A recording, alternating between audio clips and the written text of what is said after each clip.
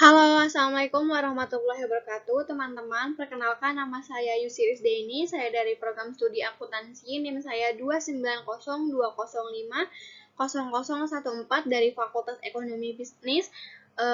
Di video kali ini, di presentasi ini, saya akan membahas kas dan bank, yaitu untuk menyelesaikan tugas ujian tengah semester dari dosen pengampu saya, Ibu Natalia Wiyani SPD MAK dari mata kuliah Intermediate Accounting.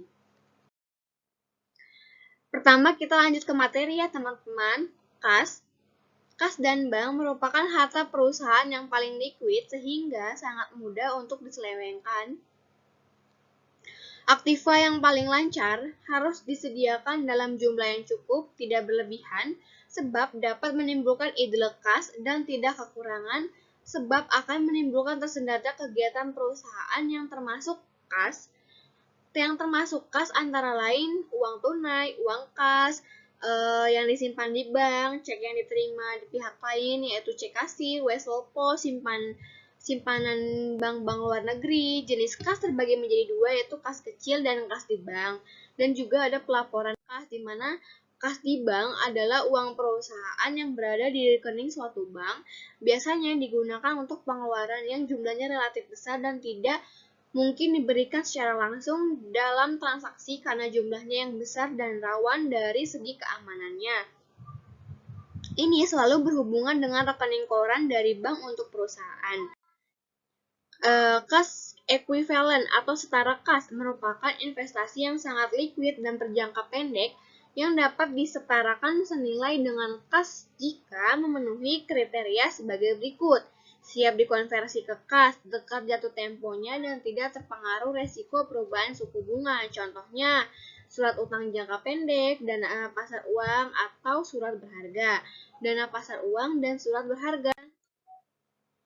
Restricted kas atau kas yang dibatasi merupakan jenis kas yang dibatasi penggunanya sehingga tidak liquid. Suatu kas dikategorikan kas apabila memiliki jumlah material, dibatasi dan dipisahkan pemakaiannya dari kas reguler, dapat berasal dari aset lancar dan ataupun aset tetap. Contohnya yang kas dibatasi yaitu untuk perluasan pabrik, pensiunan utang jangka panjang, dan keseimbangan neraca. Bank overdraft. Perusahaan mengeluarkan cek yang nilainya lebih besar dari saldo bank. Sebagai contoh mengenai bank overdraft, merupakan perusahaan Maju Sejahtera mengeluarkan cek sebesar 120 juta, padahal saldo rekening Maju Sejahtera di bank hanya sebesar 100 juta, maka 20 juta yang ada itu masuk utang jangka pendek.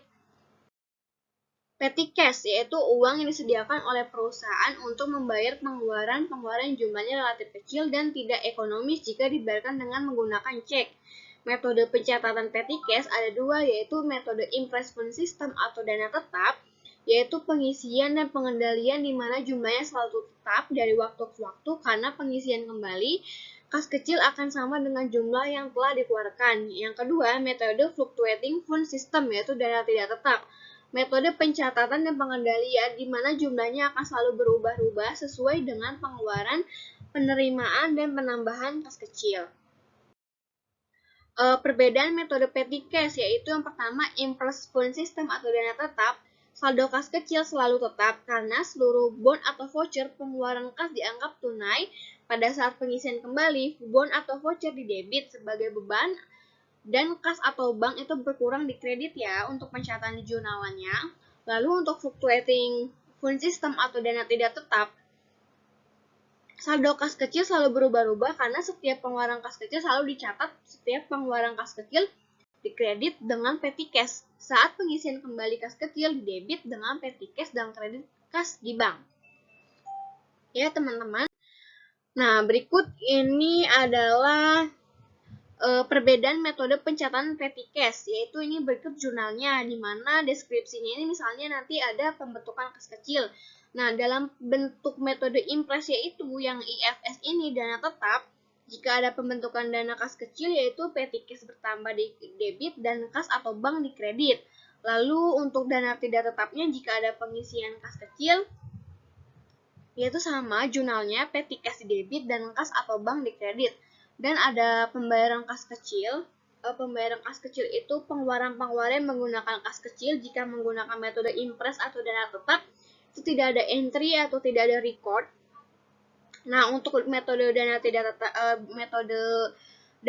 tetap itu yang fluctuating ini, jika ada pengeluaran kas kecil itu langsung dicatat, langsung di-record gitu ya, di mana pengeluarannya itu menjadi beban didebitkan dan petty cash berkurang di kredit ya. Lalu pengisian kembali saldo kas kecil. Nah, untuk dana tetap jika ada pengisian kembali saldo kas kecil baru pengeluaran-pengeluaran yang sudah dikeluarkan menjadi dicatat langsung di akun beban di akun debit ya, dibebankan semuanya dan didebit, dan yang dikredit itu kas atau bank. Dan metode fluctuating atau dana tidak tetap di mana petty cash di debit dan kas atau bank di kredit. Nah, untuk pengurangan saldo kas kecil, metode dana tetapnya kas di debit, petty cash di kredit, dan fluctuating sama ya teman-teman, kasnya atau banknya itu di debit dan petty cash di kredit. Lalu sekarang kita langsung ke contoh ya. Berikut adalah contoh soalnya. Sudah ada transaksinya, di mana dari tanggal 1 sampai tanggal 31. Ya. Nah, sekarang ini adalah jurnal metode impres atau dana tetap. Di mana di setiap di tanggal 1 Januarinya itu kan pembentukan kas kecil, di jurnalnya itu petty cash debit 10 juta dan kas di kredit 10 juta. Nah, sebelumnya itu kan di soal-soal sebelumnya itu ada dari tanggal 1 sampai tanggal 31 itu ada transaksi atau pengeluaran yang telah ada atau pengeluaran yang dilakukan. Nah, jika menggunakan metode impres ini, pengeluaran itu bukti-buktinya itu kita simpan dulu, belum di-record, belum di-entry ya. Baru nanti jika ada pembentukan dana kas kecil di tanggal 31 Januarinya itu kita pengeluaran-pengeluaran itu kita langsung masukkan ke akun-akun debit, yaitu langsung dibebankan beban pelatihan meeting 1.400.000, beban iklan marketing 800.000, beban perlengkapan kantor 400.000, beban transportasi 700.000. Jadi pengeluaran dari tanggal 1 sampai tanggal 31 pada saat pembentukan kas kecil langsung di-record di tanggal 31 di akun debit, yaitu di beban-beban akun debit, lalu kas dan banknya di kredit ya.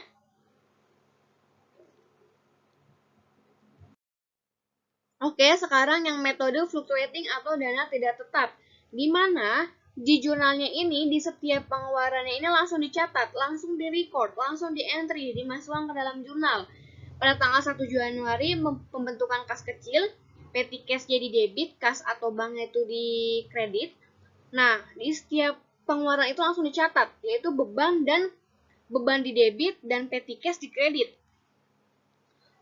Jadi untuk metode dana tidak tetap ini, jika ada pengeluaran itu langsung dicatat ya. Berbeda dengan metode dana tetap. Nah, sekarang kita masuk ke materi rekonsiliasi bank. Rekonsiliasi bank adalah sebuah rangkaian catatan informasi yang menjelaskan tentang perbedaan-perbedaan kas, seperti perbedaan antara catatan bank dengan catatan kas atau saldo buku perusahaan. Tujuan diberlakunya rekonsiliasi bank ini, catatan laporan perbankan perusahaan untuk waktu tertentu, paling tidak verifikasi ini bisa menjadi kontrol atas segala penerimaan maupun pembayaran dalam bentuk uang tunai maupun non-tunai. Nah, item rekonsiliasinya ada deposit dalam perjalanan, cek yang masih beredar, memo bank atau bunga bank atau kredit bank, kesalahan bank, deposan atau perusahaan. Nah, alasan terjadinya perbedaan antara catatan deposan atau perusahaan dan laporan bank. Yang pertama, cek yang belum dicairkan atau outstanding check, setoran yang belum dicatat oleh bank atau deposit in transit, biaya administrasi bank atau service charge, penerimaan yang dicatat langsung oleh bank, deposit by bank, cek kosong atau cek yang tidak cukup, kesalahan atau error baik yang dibuat oleh perusahaan atau bank. Nah, faktor yang menyebabkan rekonsiliasi bank. Yang pertama, yang menambah saldo kas berdasarkan catatan perusahaan, yaitu penagihan piutang wesel, pendapatan bunga wesel, pendapatan jasa atau jasa giro atau interest income, terdapat kesalahan pencatatan penerimaan yang terlalu kecil atau sebaliknya, terdapat pencatatan pengeluaran yang terlalu besar yang mengurangi saldo kas berdasarkan catatan perusahaan. Biaya administrasi bank, biaya inkaso, cek yang ditolak oleh bank atau cek kosong, adanya kesalahan pencatatan penerimaan yang terlalu besar, atau terjadinya kesalahan pencatatan pengeluaran yang terlalu kecil. Yang ketiga, yang menambah saldo kas berdasarkan rekening koran bank. Dana yang belum disetor, setoran masih dalam perjalanan, kesalahan pencatatan penerimaan yang terlalu kecil, atau kesalahan pengeluaran yang terlalu besar. Yang keempat, ia mengurangi saldo kas berdasarkan rekening koran. Cek yang beredar, kesalahan pencatatan penerimaan yang terlalu besar, atau terjadinya kesalahan pencatatan pengeluaran yang terlalu kecil. Contoh soal rekonsiliasi bank ya, teman-teman. Berikut contoh soalnya. PT Sukses Selalu pada Desember 2021 menerima rekening koran dari Bank BNI. Ternyata ditemui perbedaan pencatatan karena saldo kas di bank pada November 2021 ialah sebesar 50.990.280, sedangkan catatan rekening koran Bank Sukses nilai saldo kas PT Selalu Sejahtera sebesar 51.524.580. Setelah ditelusuri, ternyata ditemui beberapa perbedaan, yaitu bank belum mencatat setoran kas sebesar 7.986.750 pada 30 November 2021, adanya penagihan piutang 1.190.000, biaya bunga bank sebesar 6.500 yang belum dicatat, dan kesalahan catatan utang 534.300, cek yang dikembalikan sebesar 600.000, cek yang masih beredar 7.403.250. Lalu berikut adalah rekonsiliasi banknya ya teman-teman, di mana saldo rekening bank ini sebelumnya 50.990 dan saldo buku itu 51.524.580. Ada perbedaan dan ada beberapa perbedaan juga yang telah disebutkan di soal. Lalu di saldo rekening banknya ini ditambah setoran dalam perjalanan yaitu 7.986.750, lalu ditambahkan menjadi 58.977.30 dan dikurangi outstanding check atau cek yang masih beredar yaitu 7.403.250 dan menjadi totalnya itu saldo rekening bank 51.573.780. Nah, ini saldo yang sudah direkonsiliasi. Lanjut kita ke saldo perusahaan, di mana saldo bukunya 51.524.580 ditambah penagihan piutang 1.190.000 yaitu menjadi 52.714.580 dikurangi biaya bank 6.500, kesalahan pencatatan yaitu 534.300 dan cek yang dikembalikan 600.000. Total yang sudah direkonsiliasi menjadi 51.573.780. Jadi saldo rekening bank dan saldo perusahaan itu akhirnya balance ya, yang sebelumnya tidak balance. Teman-teman, semoga bermanfaat. Sekian dari presentasi dari saya. Mohon maaf jika ada salah kata. Wassalamualaikum warahmatullahi wabarakatuh.